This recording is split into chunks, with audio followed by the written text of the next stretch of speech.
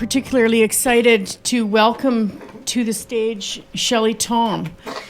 Shelly's going to share some cultural traditions from Notkamagwaning, Whitefish Bay, and how the Ojibwe stories are shared through the art of storytelling. So we're really like to welcome Shelly to the stage and look forward to hearing what she has to tell us and show us. She's brought props as well, so pretty excited about it.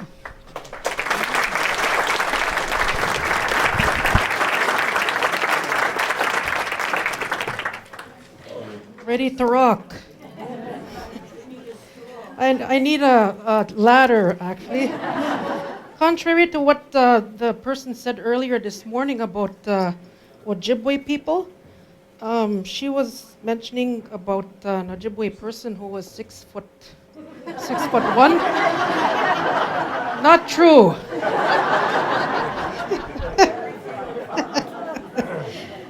Bonjour.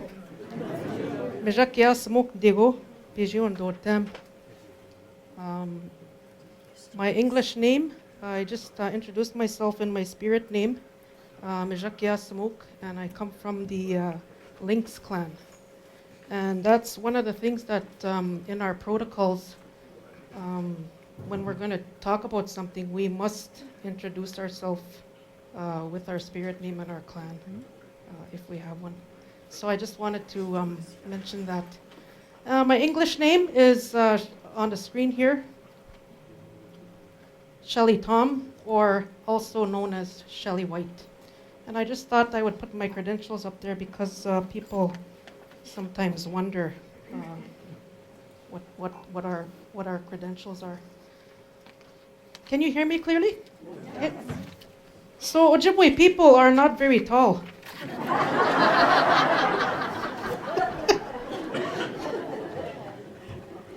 Now, I'm going to go into, in my presentation here today, I'm going to do the speed version because if I did my whole presentation, we'd be here for more than a week. So I titled my portion as Learning Anishinaabe Traditions Through Storytelling because when I was first asked if I would do this back in October, I think, when I was first asked to do this, I mentioned that when we are going to tell stories, there are certain times that we're only allowed to tell stories, and that more goes for legends. So, and we have to do those in certain times. So I'm not going to talk about legends today, but I am going to share some stories which are actually a life story.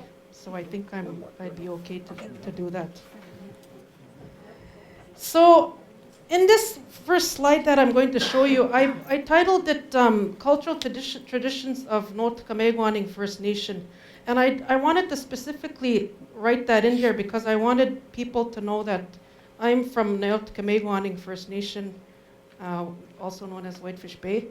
And I'm sharing stories that have been told to me or that I experienced growing up. So just because someone says cultural traditions, it doesn't mean that it's global for all communities. So I wanted to point that out, that this is my story from where I come from. They'd be different in other places. I'm a teacher by trade. I teach at the Catholic School Board. And so I'm the Aboriginal Education Resource Teacher. And so I have a special role with my title now. I get to go into classes and implement and embed the new framework with the ministry. I know that's all probably mumbo jumbo to you, but I'm following the protocol of I must mention that. And so these things here that I'm doing, they are to support the curriculum of Ontario from K to 12, JK to 12. So these slides actually help me so that I can go into the classrooms and teach about those. So in case you're wondering what the logo is on the bottom. So my second slide here is one of the cultural traditions of our people is to share our dance. And so I didn't because we were not really allowed to photograph traditionally, we don't have very many ancient photographs. And that's why, because traditionally we weren't allowed to photograph. But now with modern technology and everything, we're starting to do that just because our elders are all passing on, the old elders. So we're doing that now. So this was my brother Ricky White came to Kenora and did a drumming presentation to our schools, and we brought in dancers. So that's one of the things he did. He talked about that. He told a story about drumming and how it came to be for him, and then the dancers danced. So up here was my dress. Notice I said was. Because I don't wear it anymore. It's for display now.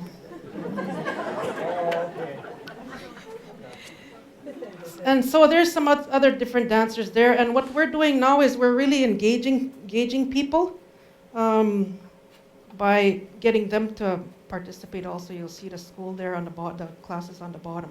And all these items, the reason why I'm showing these is it does have to do with history, because these are all historical. All our items, all our special items are all historical.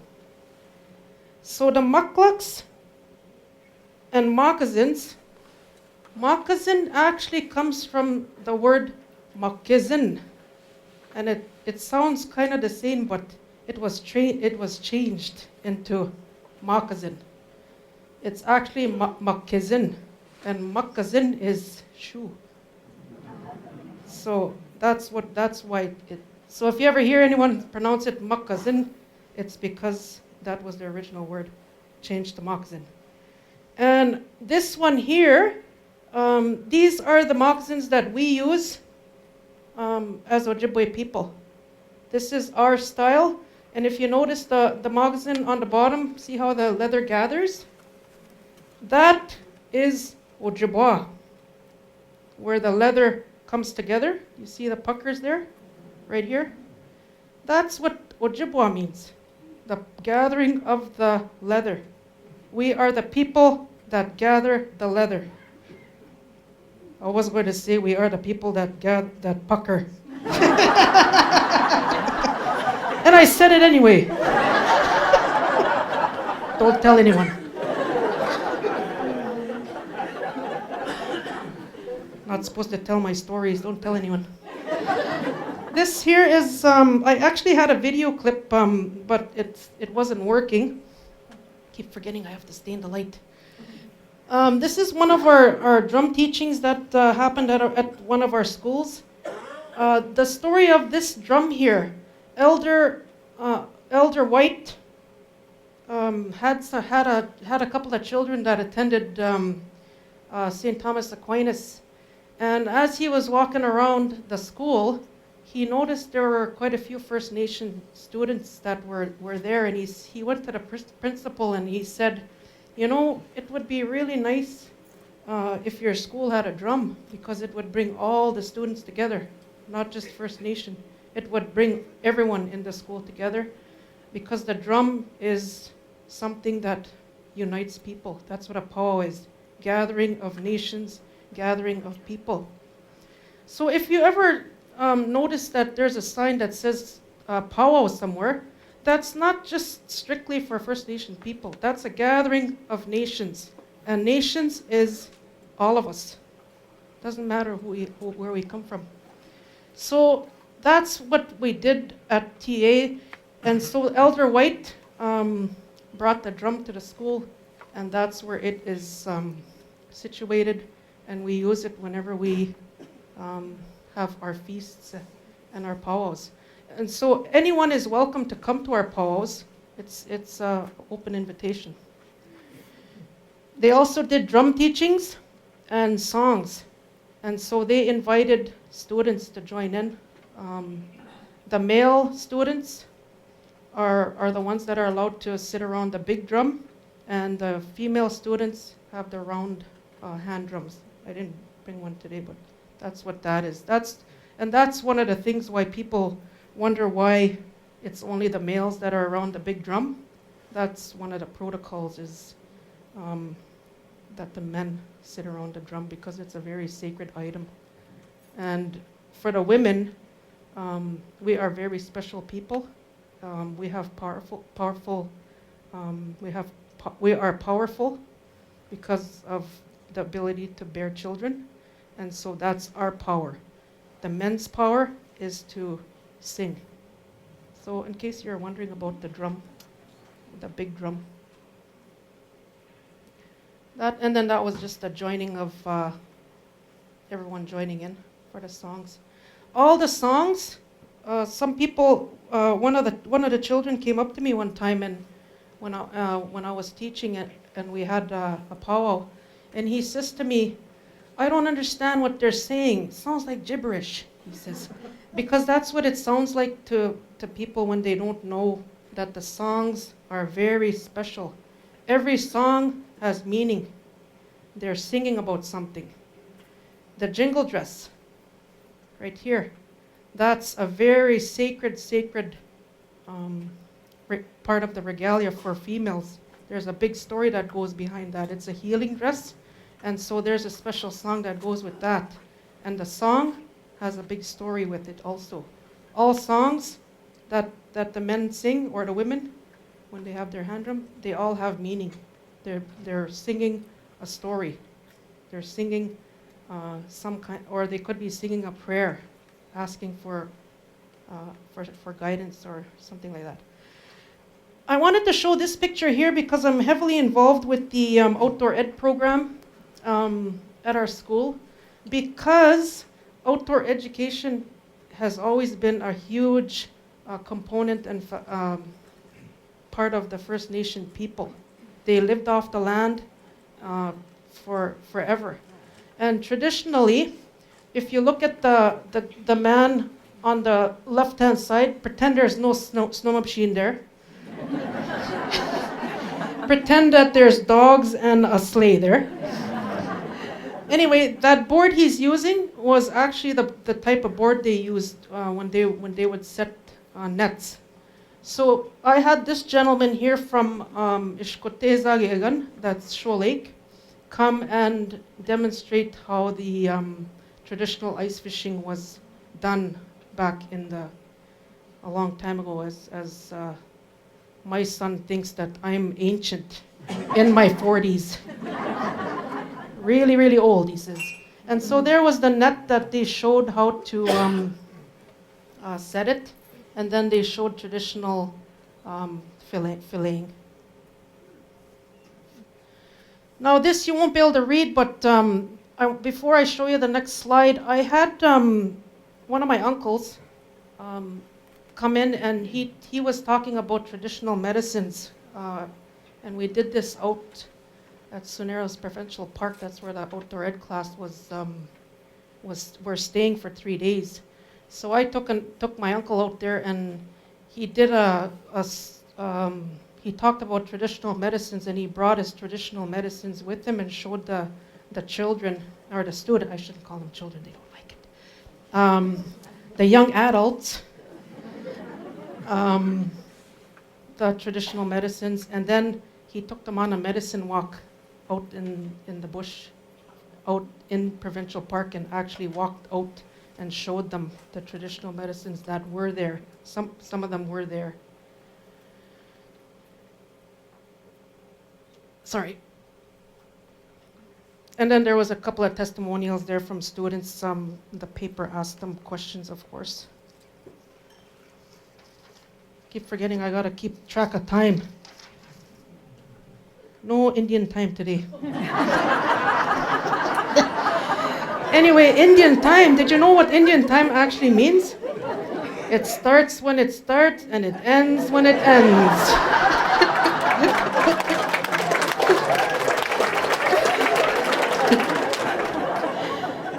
That's true.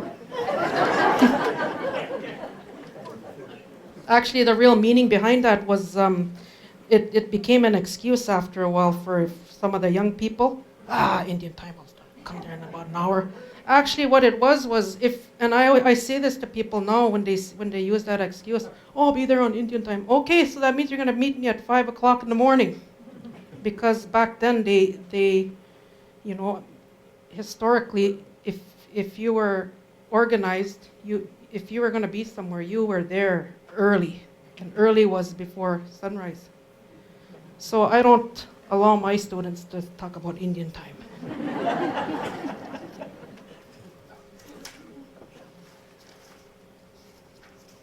Sorry, I'm not used to. One of the students' testimonials that I had recorded, I asked him, so what did you think of the ice fishing session? And he says, oh, terrible. And I says, what do you mean by terrible? Terrible how hard they had to work back then.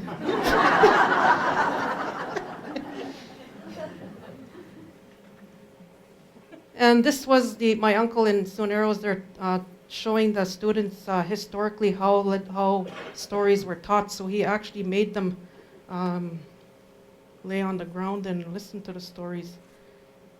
That's typically what we were always taught, is come close so that the elder can sit and share their stories. And normally we sit in a circle. Can we do that right now? Move everything in. Do a circle. Another testimonial.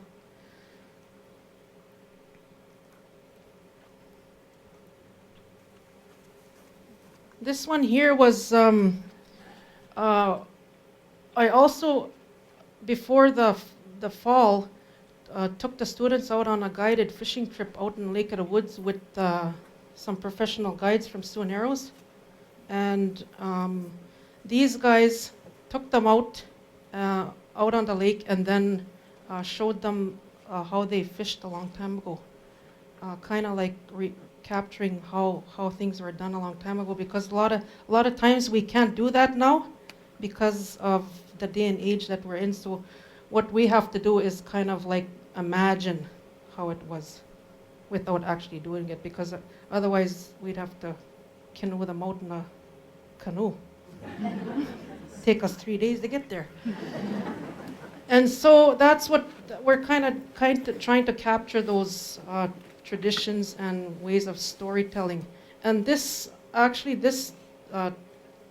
event that happened here, they actually got treated out and were shown how to traditionally prepare a shore lunch.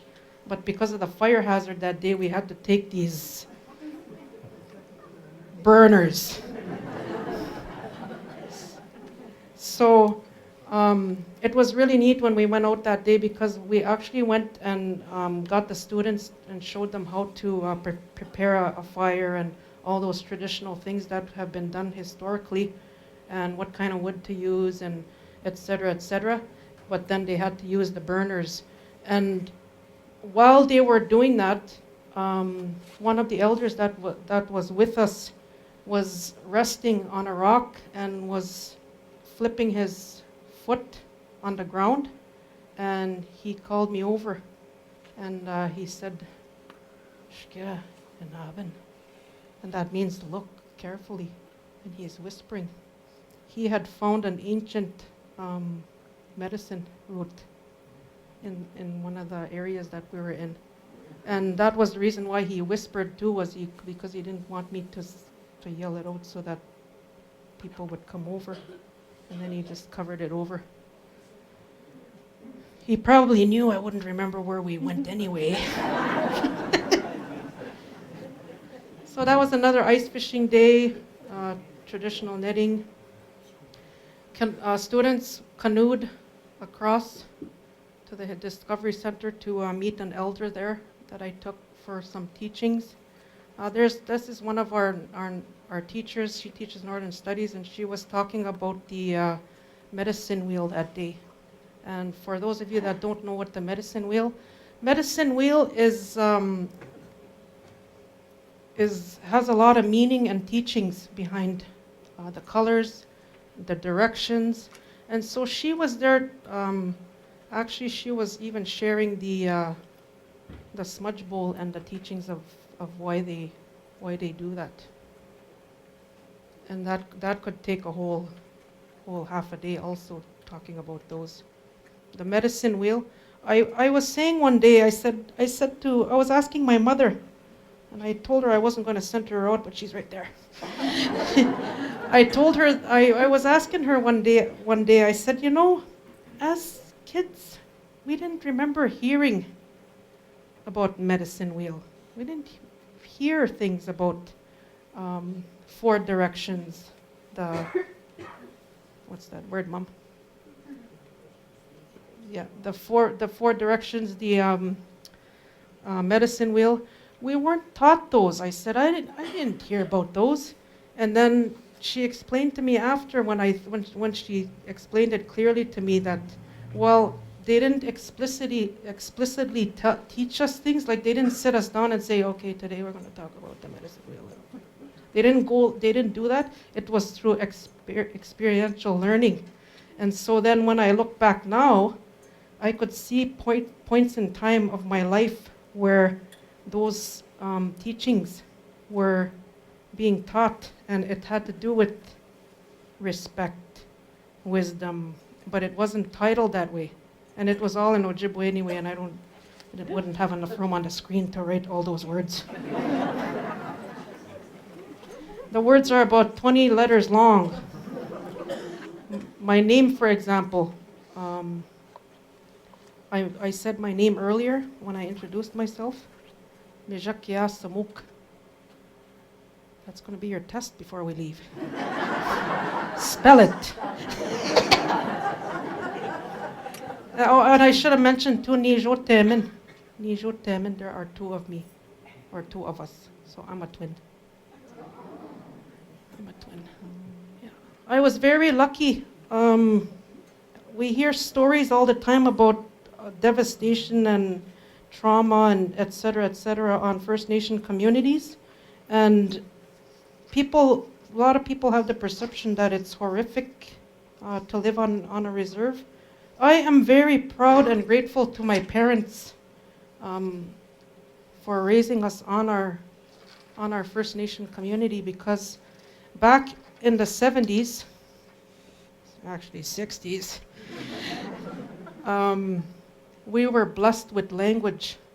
So my generation, the people that are 45 and up, we are blessed with, well, I should say probably 35 and up. My brother Ricky also speaks. So we're very blessed to have our language still. We are still speakers. So that's one thing that I really honor growing up in my First Nation community. So those are a couple of sacred dancers there. My son and his friend. It's all about me.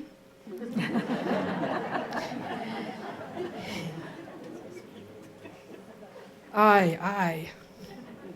And this is one of the things, this is actually how this came about with me being invited to come and speak at the Common Ground today was, I'm the one that, the leader of organizing our Northern Studies programs with the teachers and the, like I said earlier, the Aboriginal education component. And so one of the things is we've got a partnership going with Wajash Onigam, that's Rat Portage. And so what they do is they host a fall harvest every fall, of course. And so we take our students out there every fall. Unfortunately, they can only accommodate so many students, so we select certain groups to go every year. And so that's what that is all about. And these young guys from Wajash were actually telling stories in that in the teepee. Teepee are the Sioux Nation. Traditionally. But I did ask, I said, well, how come they have teepees out at Wajash? Because for Ojibwe people, they used wigwams. Wigwams. The rounded, they look like beaver. And so I asked why they had teepees there. they set up teepees to show people that Ojibwe people use teepees, but we didn't make big ones that way. They made little ones. That's what the old elders were saying. Old, like 80, 90. Just want to make sure you know that I'm not 80. Sorry if you are. I better take that back. They use those teepees for cooking. They use those teepees for cooking. They made little ones, and then they cooked underneath those little teepees. How much time do I have? I'm ready to. Is there a doctor now? Just kidding, Dr. Harlan. And so one of the things we have also is we have a First Nation, Métis, and Inuit Advisory Committee, and I'm head of that committee, of course. And so one of the things that the elders wanted me to bring forth in our schools was the importance of fiddling, because fiddling is huge. It was huge a long time ago, and that's where the Métis also fiddling it's huge today. And so the First Nation people were saying, well, it was always huge with us. How come we're not still doing it? Can you try and bring it back? So we've started small, and we are bringing in little by little people to come and help with the fiddling. It's very, very time-consuming and slow.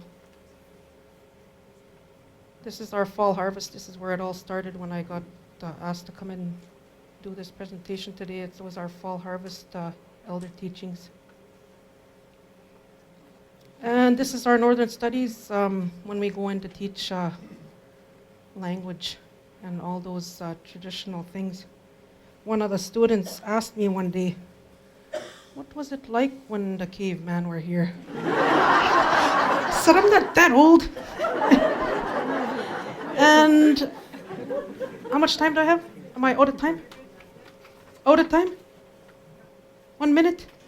1 minute speed version? I just brought a few things here, and I had my Vannas come up and get it ready while I was getting rigged up.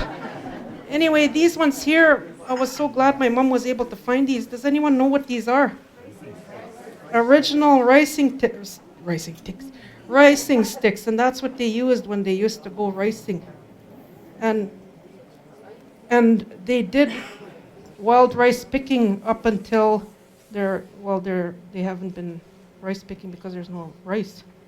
And so the man steered in the back, and then the women, pulled the rice down and hid it into the canoe.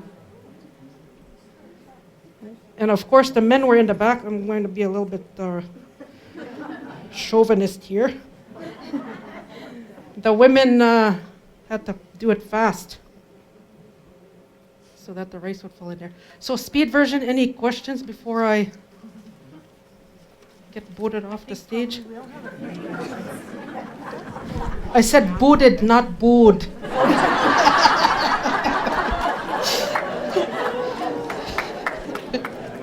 Actually, I do have it. Does anyone else? I have one question as well about. So the men are allowed to drum, but I noticed through an event that I was involved in that the keepers of the drum are women. They are. Why is that?